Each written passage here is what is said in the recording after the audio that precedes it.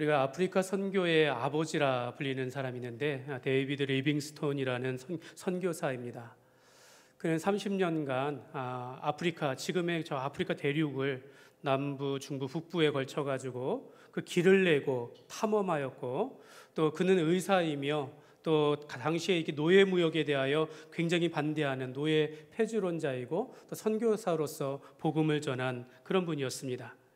그는 늘 탐험을 하면서 남들이 가지 않은 그 길을 가면서 복음을 전하였지만 기록에 보면은 11년간 아무 열매도 맺지 못하였다라고 이야기합니다. 그럼에도 불구하고 그는 그 속에서 목숨을 다하여 이 일들을 감당했는데요. 그가 사자에 물려가지고 죽을 고비를 넘기는 그 순간에 그가 그런 말을 했다고 합니다. 사명을 다하기까지는 내가 죽지 않으리라. 그래서 결국 하나님께서 살려주셔서 더 많은 일들을 행하셨는데, 그가 결국에는 그가 나중에 죽게 되었을 때 어느 날 그 침대 옆에서 마치 이게 기도하는 모습처럼 무릎을 꿇고 그렇게 죽은 모습으로 발견되었다라고 합니다. 그의 죽음의 모습을 보면서 평생에 그가 어떤 삶을 살았는지 우리가 짐작할 수 있겠습니다. 여러분, 모세의 죽음이 그랬습니다. 모세가 120세까지 살았지만 그가 눈이 흐리지 아니하고 기력이 쇠하지 아니하였으나 하나님께서 느보산에서 저 멀리 요단강 건너에 있는 가나안 땅을 보게 하시며 내가 여기까지다라고 하시면서 그가 아직 힘이 있지만 하나님께서 그의 사명을 다했기 때문에 그를 데려가셨습니다.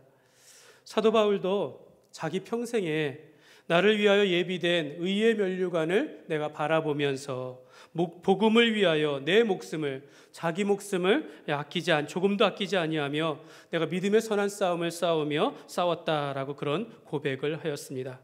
사도 바울은 복음을 위한 분명한 목적과 사명을 가지고 자기 목숨까지도 걸고 그렇게 살았다라는 것입니다. 예수님의 12 제자들도 다 주님과 같이 주님을 위하여 자기 목숨을 바쳤고요. 사도 바울도 그랬으며 수많은 믿음의 선조들이 자기의 그 믿음의 자기를 부르신 하나님의 뜻을 쫓아서 그렇게 살았습니다. 여러분, 예수님도 33세의 젊은 나이에 십자가에 못 박혀 죽으시고 그것을 그의 사명으로 알고 죽으셨다가 사흘 만에 부활하시고 그의 뜻을 다했기 때문에 승천하셨습니다. 여러분, 그 한국 6개월 전에 있었던 그 한국 장로 신문에 한 칼럼에 나왔던 내용인데, 우리나라 그 선교에 관한 내용인데요. 한국 교회를 향하신 하나님의 특별하신 섭리라라고 이야기하면서 우리나라는 1866년에 대동강변으로 이 토마스 선교사님의 순교로 우리나라가 교회가 시작되었습니다. 여러분, 그때 이 토마스 선교사님 선교할 때 주 나이가 27세였습니다. 그때 당시 배에서 내려가지고 돌아다니도 못하고 무태 내리자마자 그는 성경 한 권을 그들에게 전해주고는 자기를 죽이려고 하는 그에게 성경을 주고는 거기에서 이제 순교하면서 그가 분노하지 아니하고 하나님, 자기를 죽이는 자를 향해서 하나님, 이 사람은 자기가 하는 일을 알지 못하니 용서하여 주옵소서. 이 일로 조선 땅에 뿌린 이 복음이 열매를 맺게 하소서라고 하면서 그렇게 죽임을 당했습니다. 이 토마스 선교사를 죽인 그 박충건이라는 그 사람은 이 성경을 받아서 그것을 읽고 훗날 교회의 지도자가 되었습니다. 또한 토마스 선교사가 전해준 성경으로 우리나라는 특별하게 성경이 번역되어 자생적으로 교회가 시작되었습니다. 그러니까 1866년에 우리나라에 성경이 보급되기 시작하면서 1884년 한참 후에 언더우드 선교사님, 아펜젤러 선교사님, 알렌 선교사가 공식적으로 조산 땅을 밟게 되어집니다. 하나님은 이 선교사님들이 들어오기 전에 이 땅 가운데 번역된 성경이 먼저 들어오게 하셨던 것입니다. 여러분, 일제시대에 맞서서 또 이 공산주의 세력에 박해에 맞서서 일사각오의 신앙으로 살아갔던 우리 손양원 목사님이나 또 우리 주기철 목사님이 계십니다. 여러분, 터툴리안이 순교자의 피는 교회의 초석이 된다라는 말이 있습니다. 하나님은 놀랍게도 우리나라에도 많은 순교자들의 피로 그 위에 교회가 세워지게 됩니다. 이는 순교는 이미 순교라는 씨앗이 뿌려진 그런 옥토와 같은 나라가 바로 우리나라였으며 성경과 복음이 증거되어지고 순교와 헌신의 바탕 아래 세워진 정말로 하나님의 사랑을 받는 나라가 우리 대한민국이다라고 저는 그렇게 믿습니다. 제가 말씀을 드린 것 같이 사명을 다하기까지는 죽지 않는다. 이 말을 우리가 기억하면 좋겠습니다. 사실 우리가 저도 매년마다 새해마다 이 말씀 사명에 대하여 여러분들에게 말씀을 전하는데요. 여러분, 우리가 이렇게 호흡하며 살아가는 것, 또 그래도 우리에게 건강을 허락하신 이유는 우리가 아직 해야 할 일들이 있기 때문에 라는 것을 우리가 생각했으면 좋겠습니다. 주님께서 나를 세우시고 또 내 가정에 우리 교회를 향한 해야 할 일들, 우리가 이걸 사명이라고 할 수 있는데요. 사명이 있기 때문에 오늘 우리가 존재하는 것입니다. 그러나 여러분, 우리가 하나님께서 우리에게 주신 사명이 있다 할지라도 내가 예수님을 믿고 하나님의 자녀라는 것에 대한 이 부름에 대한 확신들, 또 내가 주님의 일을 위한 일꾼으로 부르심을 받았다라는 이런 소명의식이 없으면 내가 하는 일들 사실 유익이 없습니다. 내가 아무리 능력이 많고 내가 많은 일들을 한다 할지라도 내 안에 구원의 확신이 없으면, 내가 예수 믿는지를 알지 못하거나 또는 내가 하나님의 일을 하는 자로서 내가 부름을 받았다라는 것에 대한 확신이 없으면 내가 지금 하는 일이 내게 무슨 유익이 되겠습니까? 그러므로 올 한 해 또 우리가 평생에 우리가 흔들리지 아니하고 신앙생활을 한다라는 것은요, 우리가 같은 마음을 가지고 같은 뜻을 붙잡고 우리가 해야 할 것이 있다면 나를 부르신 그 하나님의 뜻을 알아야 한다는 것입니다. 하나님께서 나를 부르심에 대한 그 확신을 우리가 가져야 하는 것입니다. 내가 하나님의 자녀된 것과 나를 그의 나라와 복음을 위한 일꾼으로 부르셨다라는 것을 내가 아는 것입니다. 또한 우리가 개인을 향한 하나님의 뜻만이 아니라 우리 교회를 향한, 우리 가정을 향한 그 하나님의 뜻을 내가 알고 확신 가운데 우리가 살아가야 하는 것입니다. 여러분, 이 시간 저와 여러분을 향한 그 하나님의 뜻들, 목적이나 이런 비전을 우리가 함께 공유하기를 원합니다. 그리고 이 시간을 통하여서 여러분이 서 있는 그곳을 향한, 여러분이 일하는 그곳이나 또는 여러분이 만나는 사람들이나 여러분의 가정 속에 여러분을 향한 하나님의 비전이 무엇인지를, 하나님의 뜻이 무엇인지를 한번 여러분들이 생각하며 기도하기를 원합니다. 내가 해야 할 일들이 무엇인가, 내가 이 땅에서 주님을 위하여 해야 할 일들이 무엇인가를 여러분들이 찾아보셨으면 좋겠습니다. 여러분의 사업이나 일들, 또 자녀를 향하여서, 여러분의 남은 인생을 향해서 지금이라도 좀 이렇게 큰 그림을 그리면서 사명을 다하기까지는 하나님이 데려가시지 않는다라는 것을 우리가 기억하면서 오늘 내게 주시는 사명은 무엇인지를 살펴보고 또 나를 통해 하기를 원하시는 그 아버지의 뜻이 이 시간에 이렇게 품는 그런 은혜가 있으시기를 주님의 이름으로 축복합니다. 오늘 우리 세 가지로 살펴볼 텐데요. 첫 번째로 구원의 확신을 가지고 우리가 살아가야 합니다. 여러분, 우리는 이제 신년이나 새해가 되면 이제 좀 이렇게 설레는 마음이 있어야 하는데 여러분, 그거 좀 있습니까? 예를 어렸을 때 보면은 이제 겨울 방학이 시작되면 이제 새해를 넘어가면서 새해가 시작되어지고, 그러면서 이제 겨울 방학이 길어서 그런지 설날 때 이렇게 되어지면은 또 이렇게 친인척들이 모여가지고 함께 세배하고 인사하고 윷놀이하면서, 그러면서 이렇게 새해를 이렇게 좀 이렇게 소망하면서 기대하며 시작했던 이런 생각들이 납니다. 지난해 어떤 힘들었던 시간들 이제 다 잊어버리고 이제 새롭게 하자 하면서 이렇게 나름대로의 개인적으로 목표와 소망을 가지고 이렇게 시작했던 생각이 납니다. 여러분, 우리는 1년 365일 뭐 다람쥐 쳇바퀴 돌듯이 시간의 반복으로 그냥처럼 보이지만은 하나님은 이러한 반복되는 시간 속에서 매일 새 아침을 주신다라는 겁니다. 매일 일주일에 새 날, 새 주일을 우리에게 허락하시고 한 달에 새해 첫날을 주시고 1년의 첫해 첫날을 새해를 시작하도록 우리에게 그렇게 하시면서 우리로 하여금 새롭게 시작할 수 있도록 기회를 주시고 또한 우리를 통하여 새로운 일들을 행하시기를 원하신다라는 것을 여러분 기억하시기를 바랍니다. 사랑하는 여러분, 그렇다면 내 인생의 새로운 시작, 내 인생의 새로운 출발은 바로 예수님을 만난 때로부터 시작된다는 것을 믿으시기를 바랍니다. 우리가 인생 가운데 유아기를 거쳐가지고 내 자녀가 초등학교를 막 들어가기 시작하면 그 부모님의 설렘이 대단합니다. 또 이 아이가 이제 고등학교를 지나서 이제 성년이 되었을 때, 또 홀로 살아가다가 짝을 만나 가정을 이룰 때, 뭔가 내 일을 찾아서 행할 때 우리는 새로운 인생을 살아간다라고 그렇게 표현을 합니다. 하나님은 우리 인생을 다 비슷한 인생인 것 같지만 결코 같은 인생을 살아가지 않도록 늘 새롭게 지루하지 않게 하시는 것 같아요. 단순하게 살아가는 것이 아니라 사람마다 자기의 인생을 살아갈 수 있도록 하나님께서 역사하시는 것 같습니다. 여러분, 우리가 그러한 인생의 시간 속에서 가장 큰 변화라, 여러분, 가장 큰 새로운 시작이라는 것은 바로 예수님을 만난 날로부터 시작하는 것입니다. 예수님이 나의 구원자이시고 나의 주를 모시는 그날로부터 우리의 인생은 완전히 새롭게 되어지는 것입니다. 고린도후서 5장 17절 말씀에 보면요, 같이 읽겠습니다. 그런즉 누구든지 그리스도 안에 있으면 새로운 피조물이라. 이전 것은 지나갔으니 보라 새 것이 되었도다. 아멘. 여러분, 예수님을 만나면 그 인생은 새로운 피조물이라고 말합니다.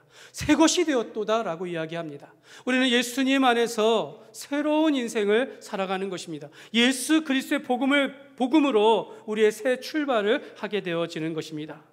여러분, 성경을 보면 예수님을 만나기 전에 인간의 상태에 대하여서 허물과 죄로 죽은 상태라고 말합니다. 우리는 허물과 죄로 죽어 있는 그런 사람이었지만 예수님을 만남으로 우리가 새로운 사람이요 영생을 얻었다라고 말씀하고 있습니다. 전에는 마귀의 자식으로서 세상의 연락이나 세상의 풍속을, 세상의 목적을 따라가는 자였지만 이제는 우리가 하나님의 자녀로서 하나님의 의와 뜻을 구하며 하나님께서 우리를 향하신 그 뜻을 가지고 살아간다라고 말하는 것입니다. 이전에는 우리가 인생의 목적을 잘 몰랐어요. 근데 예수님을 믿음으로 확실해지는 것입니다. 이제는 성령의 인도하심을 따라서 우리가 어떤 길을 가야 할지, 무엇을 해야 할지를 가르쳐 주시고 그 인도하심을 따라서 우리가 살아가는 것입니다. 사랑하는 여러분, 우리는 예수 그리스도의 복음 안에서 새 사람이 되어서 새로운 인생, 새 출발을 하고 살아가는 존재임을 믿으시기를 바랍니다. 그러므로 여러분의 인생 가운데 예수님을 만난 때를 다시 회복하시기를 바랍니다. 그때 그 시간으로 돌아가라는 말이 아니라 예수님을 믿으면서 하나님께서 나를 얼마나 사랑하셨는지 그 은혜를 회복하라는 것입니다. 하나님께서 그의 아들을 내어주시기까지 나를 사랑하시고 나의 죄를 위하여 죽으신 그 사랑에 감사했던 그 시간들을 생각하면서 여러분, 우리가 첫사랑을 회복하며 첫사랑의 은혜를 우리가 붙잡고 살아가야 될 줄 믿습니다. 저는 늘 제가 이렇게 예수 믿은 것에 대하여, 이 예수 믿고 변화받은 것에 대하여 제가 이 말씀 붙잡고 늘 하나님 앞에 감사를 하는데요, 요한복음 5장 24절 말씀인데요, 같이 읽겠습니다. 내가 진실로 진실로 너희에게 이르노니 내 말을 듣고 또 나 보내신 이를 믿는 자는 영생을 얻었고 심판에 이르지 아니하나니 사망에서 생명으로 옮겼느니라. 아멘. 예수님께서 제자들에게 한 말씀입니다. 예수님께서 제자들에게 너희가 내 말을 듣고 나의 말을 듣고 예수님께서 하신 말씀과 그의 사역을 내가 하나님의 아들인 것과 너희를 구원하러 오신 주님으로 너희가 믿고 나 보내신 그 하나님께서 그 아들을 통하여 주신 그 사랑을 너희가 믿는 자는 영생을 얻었고 라고 말합니다. 오늘 이미 우리는 예수님을 믿음으로 영원한 생명을 받은 존재로서 살아가고 있다는 것입니다. 우리가 죽음의 존재가 아니라 우리가 이제는 생명을 받은 자로서 살아가는 것이고 심판에 이르지 아니하나니, 여러분, 우리는 언젠가 죽게 되어지고 믿지 않는 자들은 하나님의 심판대 앞에 서서 그들의 행위대로 심판을 받아 영원한 불못에 들어갈 것이다 라고 성경은 말씀하는데 그 심판에 이르지 아니한다라고 말씀하는 것입니다. 우리는 사망에 속한 자가 아니라 이제는 생명에 속한 자로서 이 땅에 살아간다라고 이 말씀이 우리에게 약속으로 주시는 것입니다. 내가 예수님을 믿고 이렇게 놀라운 큰 은혜와 복을 받게 됐다는 것을 우리가 깨닫게 되어지는 것입니다. 그러므로 여러분, 예수님을 확실히 믿으시기를 바랍니다. 여러분, 구원의 확신을 가지고 살아가시기를 주님의 이름으로 축원합니다. 여러분, 예수 그리스도의 복음이 우리 인생의 시작이라는 것입니다. 여러분, 예수 그리스도의 복음으로 인하여 우리는 새로운 인생의 출발을 하게 되었고 그 복음을 붙잡고 우리 살아가는 인생이 되었다라는 것을 여러분 믿으시기를 바랍니다. 두 번째로 하나님의 사역자로 부르셨음을 확신하십시오.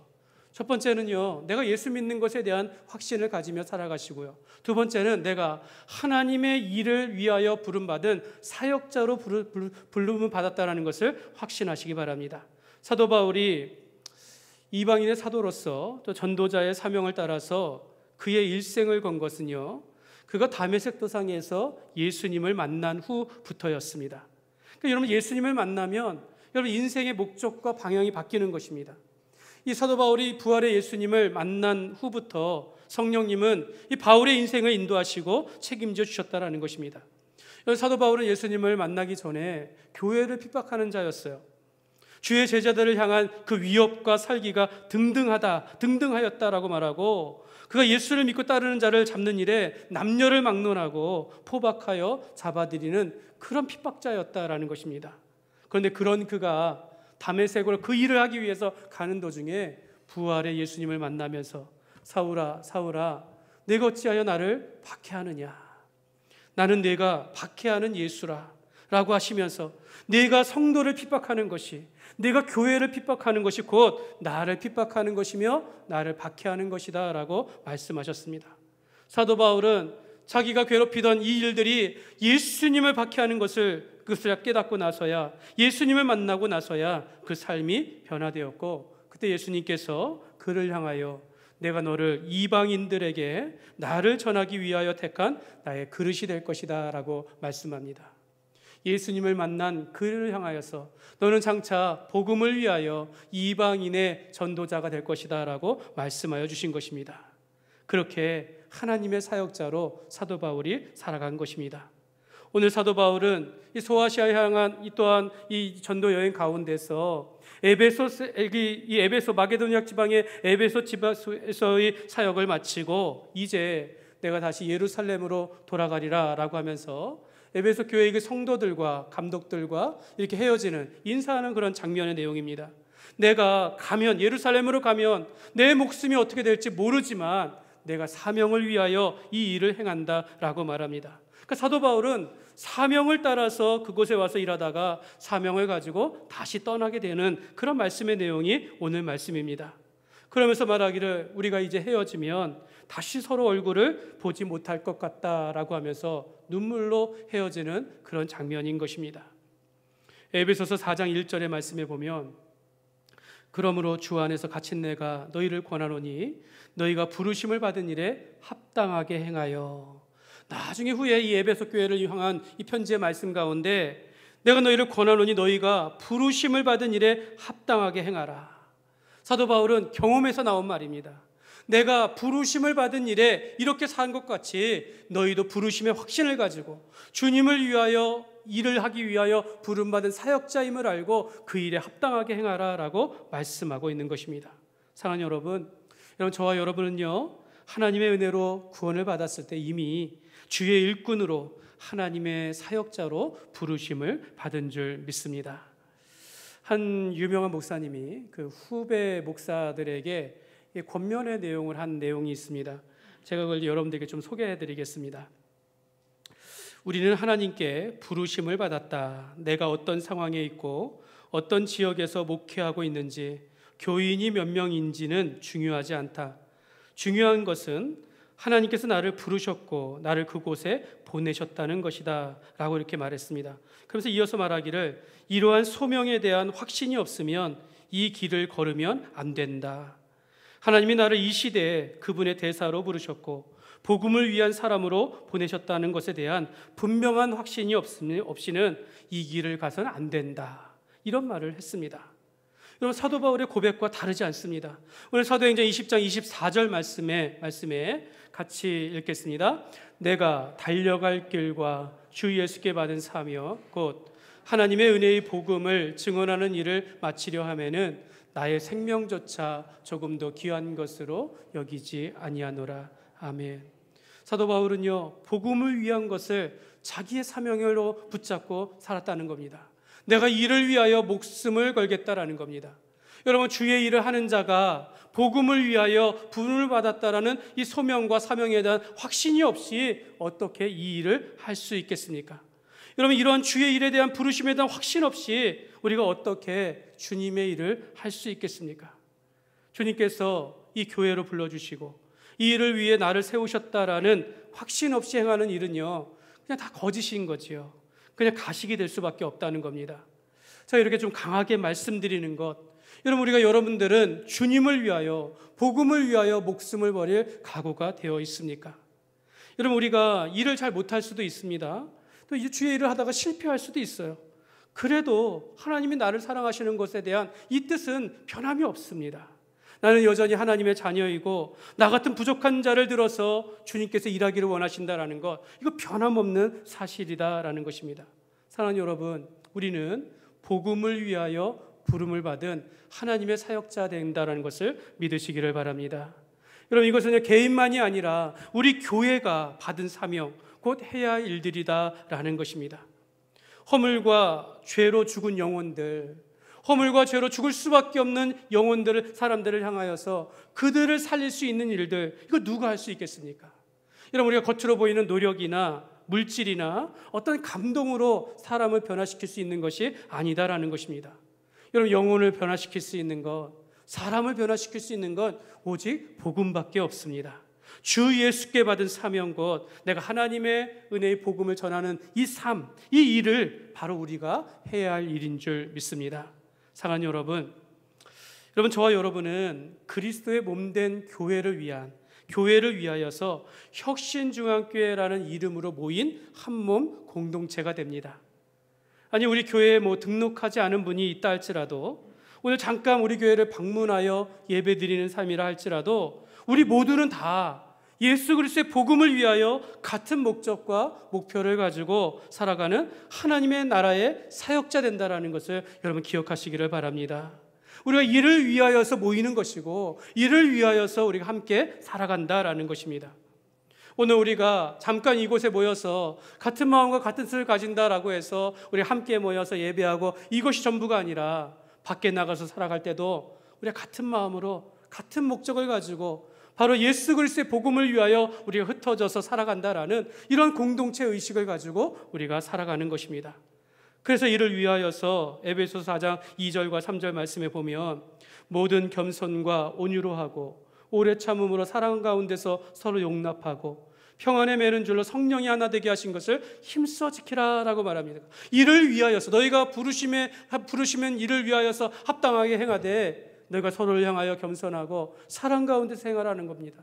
성령 안에서 하나 되기를 힘쓰라고 한 것, 그 말씀 지키며 살아가라라는 것입니다. 여러분, 교회는요, 사람이 많고 물질이 많아가지고 그래서 우리가 편안한 그런 교회가 되는 것이 아니라 그리스도의 평안 가운데 우리 마음을 주장하도록 해야 한다는 것입니다. 그리스도의 평강이 우리 안에 있도록 해야 한다는 것입니다. 여러분, 우리가 삶에 고난이 온다 할지라도, 힘든 일이 있다 할지라도, 이런 어려운 일들, 이런 상황에 부딪힌다 할지라도 그것으로 인하여 우리가 쓰러지는 것이 아니라 분명한 목적이 있기 때문에 우리 마음은 그리스도의 복음으로, 평강으로 붙잡히게 되어지는 것입니다.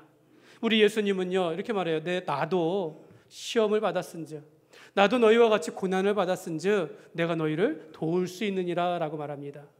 우리가 복음을 위하여 살아갈 때 힘든 일이 있고 내가 어려운 일이 당한다 할지라도 내가 너를 돕겠다라고 예수님께서 말씀하신 것입니다.